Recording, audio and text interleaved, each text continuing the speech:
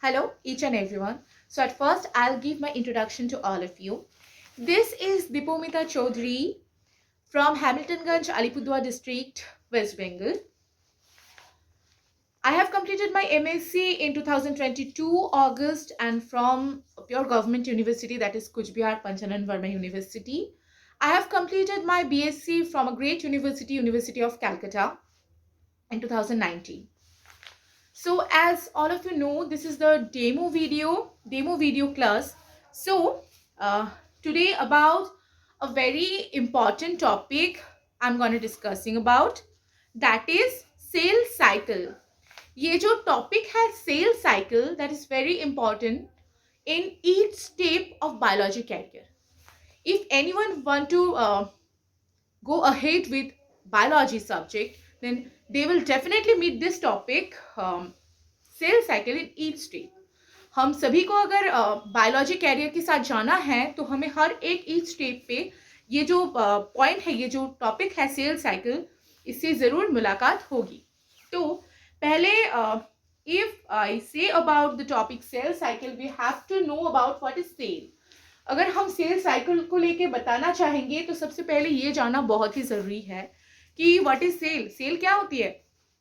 Cell is the smallest structural and functional unit of a body that makes up all living organisms and the tissues of the body.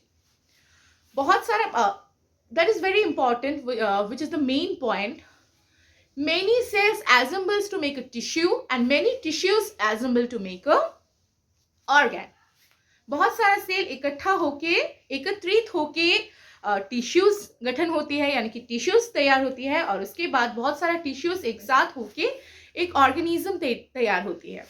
Okay, so that is the cell. That is the main definition about cell, what is very important if we go with cell cycle, this topic, right? So cell cycle, what is cell cycle? Cell cycle is first described by Howard and Paley in 1953. ये हमें जानना बहुत ही जरूरी है. ये जो cell cycle है, ये Howard एंड पेले ने डिस्क्राइब किया था 1953 को. ओके, ये हमें जान के रखना है. और उसके बाद अगर हम कहें, if we see what is the definition, scientific definition of cell cycle, we just can say like the sequence of events by which a cell duplicates its genome and synthesizes other cell contents. Okay, जो sequence होता है, मतलब एक sequence के through जो घटनाएं होती है सेल साइकिल में, ठीक है, वो एक सीक्वेंस के थ्रू होती है. मतलब पहले पहले इंटरफेज होगा, उसके बाद एम फेज होगा. इस तरह से जो सीक्वेंस होता है, उस सीक्वेंस को इवेंट्स का, यानी कि घटनाओं का, जिस घटना के साथ एक सेल डिवीजन करती है, ठीक है, वो जो सीक्वेंस होता है, इस सीक्वेंस को हम कहेंगे कि cell cycle. Okay, that is the cell cycle. So if you say what is the definition of cell cycle, ma'am, then I have to say like the sequence of events by which a cell duplicates its genome. Cell अपना जो genome होता है उसको duplicate करता है, and other जो सारा contents होता है, ठीक है, जीन कंटेंट्स है, सेल कंटेंट्स को सिंथेसाइज करते हैं जो सीक्वेंस के थ्रू, ठीक है, उसको ही हम सेल साइकिल कहेंगे. That is the cell cycle. Right, clear I guess. तो इस टॉपिक के बाद हम जिस टॉपिक में इस पॉइंट के बाद जिस पॉइंट में हम आएंगे, that is phases of cell cycle. Cell cycle का मेन चीज ही ये है कि सेल साइकिल में कुछ फेजेस है, ठीक है, और मेन दो फेजेस है. जब भी हम कहेंगे, whenever I'll ask about what are the phases of cell cycle, the 2 points will come in my mind, that is interphase and aim phase. Interphase and aim phase. Okay, so ये जो cell cycle है ना, इसमें if anyone asks what is the main, both are the main, but most of the which one lasts mainly, the answer will be interphase. Interphase will last for 10 to 20 hours. Interphase जो है ये 10 to 20 hours last करेंगे और उसके बाद ये M phase यानी कि माइटोटिक फेज आएंगे. Okay, so interphase last for 10 to 20 hours. और ये जो इंटरफेज एंड एम फेज ये दोनों फेजेस है मेन फेजेस है. Okay, so what is interphase? If anyone asks about what is interphase, then you have to say like the period between end of one cell division and beginning of another cell division. एक cell divide होना complete हो गया है और उसके बाद और एक सेल को डिवाइड होना है.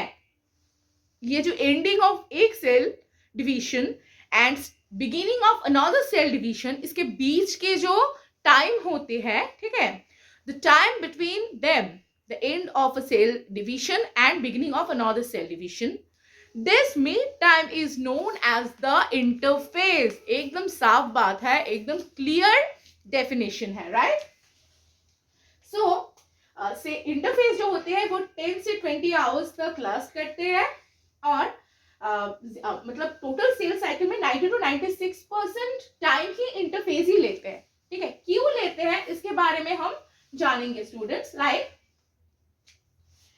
Interface is also called the resting phase, resting stage और प्रिपरेशन फेज. अब बात एकदम क्लियर हो गई. क्यों इंटरफेस ज्यादा टाइम लेते हैं? क्योंकि सेल प्रिपेयर होते हैं. हम प्रिपेयर हो रहे हैं हमारे कैरियर के नेक्स्ट स्टेप में जाने के लिए. ठीक है, जो हम लोग एचएस दे रहे हैं, हम प्रिपेयर हो रहे हैं कॉलेज में जाने के लिए. जो हम लोग बीएससी कर रहे हैं उन वो लोग प्रिपेयर हो रहे हैं एमएससी में जाने के लिए, राइट, और या फिर किसी और लाइन में जाने के लिए कैरियर के. हाँ, तो उसी तरह से एक सेल इंटरफेज में ना प्रिपेयर होते हैं एम फेज में जाने के लिए. ओके, सो इसमें बहुत ही, अगर हम किसी भी चीज के लिए प्रिपरेशन लेंगे तो वहां पर तो टाइम लगेगा ही भैया. तो इसीलिए interphase is the preparation phase and it will take most of the time of sales cycle, right? So interface के जो होते हैं, इंटरफेस के कुछ phases होते हैं. कुछ phases में हम इसको डिवाइड कर सकते हैं. जैसे कि आप देख सकते हैं, मैं यहाँ पर अच्छी तरह से दिखा रही हूं. एक है G1. ओके, G1 फेज में क्या होता है देखो, primary growth phase of the cell. Okay, जीवन जो होते हैं वो प्राइमरी ग्रोथ फेज होते हैं सेल के. इसमें क्या होता है, इसमें भैया सेंट्रियोल डिवाइड हो जाते हैं. एकदम सेंट्रियोल डिवाइड हो रहे हैं. अगर कभी भी कोई भी अगर ये टॉपिक हमारे माथे पे आते हैं, हमारे दिमाग में आते हैं, जीवन क्या है, जीवन में सेंट्रियोल डिवाइड हो जा रहे हैं. लेकिन कोई भी डीएनए कंटेंट में चेंजेस नहीं आ रहे हैं. अगर हम कहें तो हम अगर कहे कि जीवन में क्या चेंजेस हो रहे हैं सेल में, तो हमको एक ही बात बोलना है कि सेंट्रियोल डिवाइड हो जा रहा है, पर डीएनए कंटेंट में कोई भी चेंज नहीं आ रहा है. ठीक है, और ये जो G1 फेज है ये किस में इन्वॉल्व है, ये मेजर मॉलिक्यूल सिंथेसिस में इन्वॉल्व है. सो ये मेजर मॉलिक्यूल्स क्या होता है, RNA, proteins, lipids, nucleotides, ATP etcetera. ये सभी जीवन का एक बहुत इंपॉर्टेंट मेजर मॉलिक्यूल्स है जो सब ये G1 फेज में डिवाइड हो जा रहे हैं, सिंथेसिस हो जा रहे हैं. जैसे कि RNA, proteins, lipids, nucleotides, all this. Okay, अब G0 क्या है? अच्छा, G0 तो सेल साइकिल में कहने में अगर कहे तो G0 का कुछ ज्यादा खासियत नहीं है, पर फिर भी ये बहुत ही खास है. पता है क्यों? क्योंकि G0 जो होता है ये एक्सटेंशन ऑफ G1 फेज होता है and is also known as quiescent stage. अब G0 को ये नाम से क्यों पुकारा जाता है, लाइक क्विशन स्टेज? बताएंगे, जरूर बताएंगे, बस देखते रहिए video. Only metabolic activities continuous in this phase. इसमें तो ना तो सेंट्रियोल डिवाइड हो जा रहा है, ना तो डीएनए कंटेंट में चेंजेस आ रहा है, ना तो कुछ सिंथेसाइज हो रहा है. बस क्या हो रहा है इसमें मेटाबॉलिक एक्टिविटी कंटिन्यू होते जा रहे हैं. ठीक है, तो इसीलिए G0 फेज बहुत इंपॉर्टेंट है. और एक बात क्या है, G0 फेज में जो सारा सेल है और वो बहुत इजीली सेल साइकिल को ज्वाइन कर सकते हैं. ओके, ये भी हमारे सर पे जरूर रखना है. तो जब भी हम G0 फेज कहेंगे तभी metabolism we have to keep in our mind, right? हो गया। अब देखो, अब हम आ जाएंगे एस फेज में। What is S phase? जब ही ये एस फेज, ये लेटर हमारे माइंड में आ जाएंगे, एस फॉर, एक ही बात आ जाना चाहिए बस दिमाग में, क्या है? एस फॉर है सिंथेसिस, एस फॉर है synthesis, SYNTHESIS,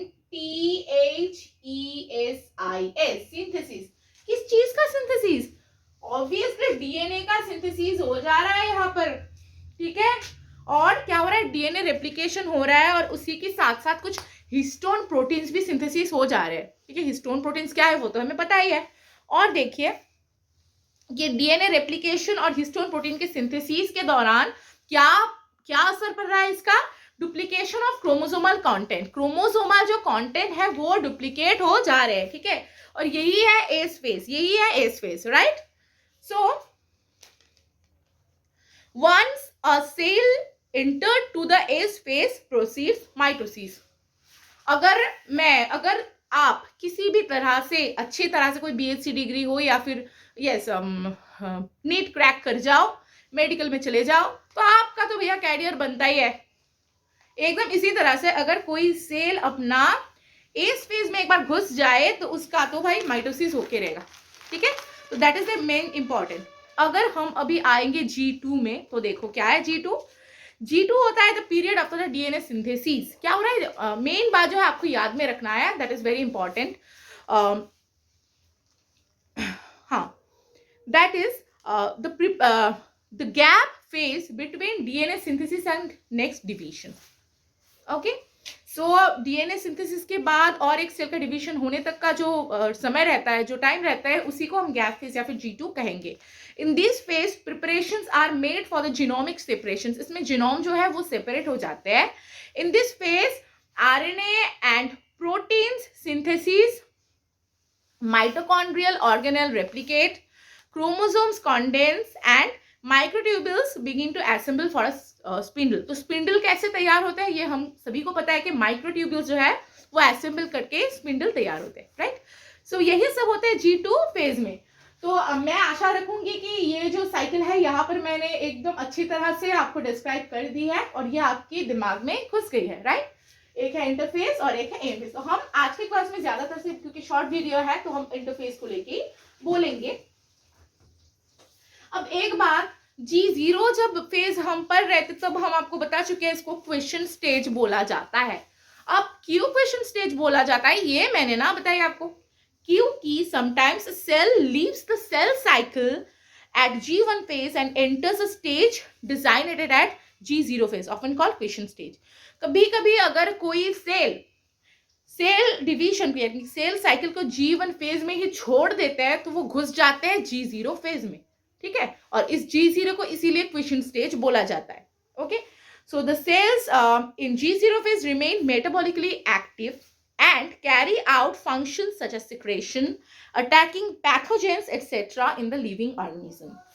Some cells, like neurons, terminally differentiated, they never re-enter the cell cycle and instead carry out their function in the organism until they die.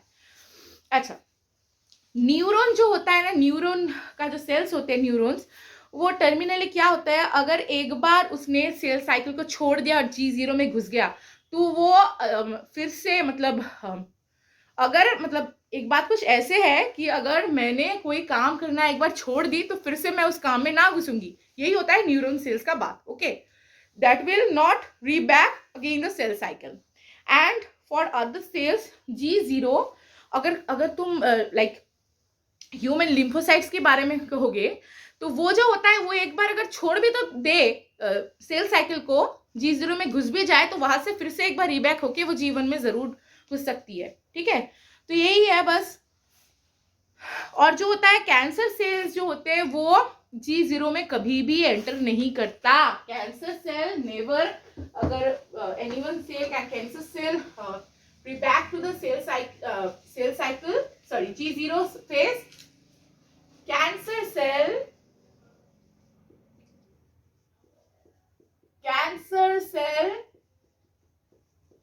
never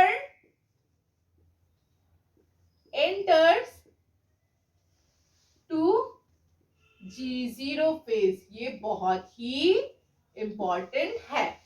और इसके बाद जो होता है, यही था इंटरफेज, यही था। और इसके बाद जो होता है वो है मेटाफेज, सॉरी माइटोटिक फेज यानी कि एम फेज। एम फेज में prophase, anaphase, sorry metaphase, anaphase, telophase होता है। यही सारा है, बस इसको हम बाद में डिस्कस करेंगे क्योंकि ये शॉर्ट वीडियो है, तो मैंने बस इंटरफेज को लेके ही डिस्कस कर दिया। Thank you so much for watching my video. Thank you.